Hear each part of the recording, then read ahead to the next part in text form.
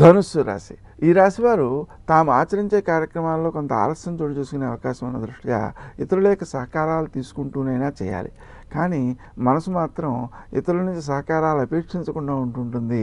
కానీ దానివల్ల ఆలస్యాలను మాత్రం మనం అధిగమించక తప్పదు కాబట్టి సహాయాన్ని తీసుకోవడమే మేలు చేస్తుంది.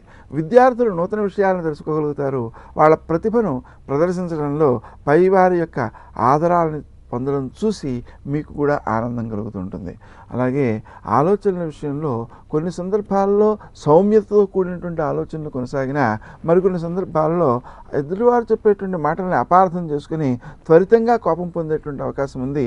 దానివల్ల నష్టపోయేది మీరే కాబట్టి దాన్ని నియంత్రించుకోవడం కోసం శరవణ భవ అనేటువంటి మంత్రాన్ని జపించుకోవడం వల్ల ఎక్కువ మేలు పొందుతారు.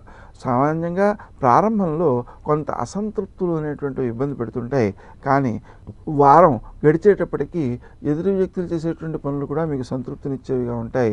స్నేహ సంబంధాలను పెంపొందించుకోగలుగుతారు. వృత్తి స్థానంలో కూడా ఆ అభివృద్ధిని సాధించగలుగుతారు. సాధించినటువంటి కార్యక్రమాలు పై అధికారులకు కూడా అనుకూలంగా ఉండడం వలన వారి గౌరవాన్ని కూడా పెంపొందించడం వలన మీరు ఆ పై అధికారుల యొక్క ఆదరానికి పాత్రలవుతారు. అయితే దీంట్లో ఉన్న కొంత ఇబ్బందికరమైన అంశం ఏమిటి అంటే మీ పని బాగా నచ్చడం వలన ఎక్కువ పనులు మీకు చెప్పడంతో శ్రమ పెరిగే అవకాశం కూడా ఉంటుంది. కానీ తాత్కాలికంగా శ్రమ అయినా అది దీర్ఘకాలికంగా గౌరవాన్ని ఆర్థిక ప్రయోజనాన్ని ఇచ్చేదిగా ఉంటుంది. కాబట్టి పూర్తిగా మీరు ఆ ప్రయోజనాన్ని అపేక్షించకుండా పనిచేయడం అనేటువంటి దానికి అలవాటు పడుకోవచ్చు.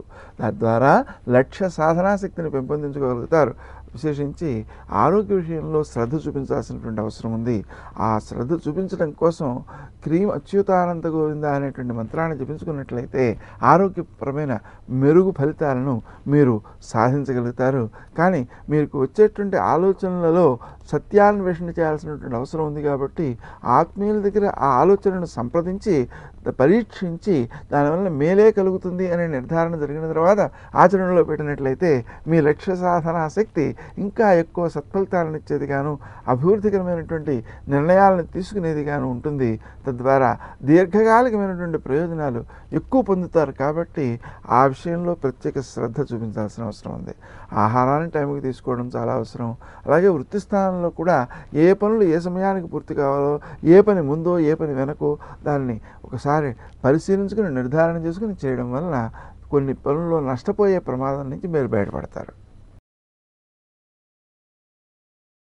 గోచార ఫలితాలు వింటూ ఉన్నవారు, వాటిలో మంత్రాలు జపిస్తూ ఉన్నవారు తాము ఆ ప్రయోజనాలను పొందుతున్నట్లుగా మనకు ప్రకటనలో ఇచ్చినటువంటి ఫోన్ నెంబర్కి ఫోన్ చేయడం లేదా ఆ ఈమెయిల్ ఐడికి సమాధానం రాయడం లాంటివి చేస్తున్నారు.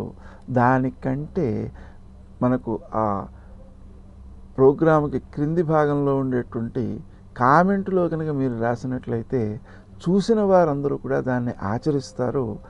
దాన్ని చూసి ఇంకా ఉత్తేజాన్ని పొంది ఇంకా ఎక్కువ మంది ఆ మంత్రాల ద్వారా ప్రయోజనాలను పొందగలుగుతారు.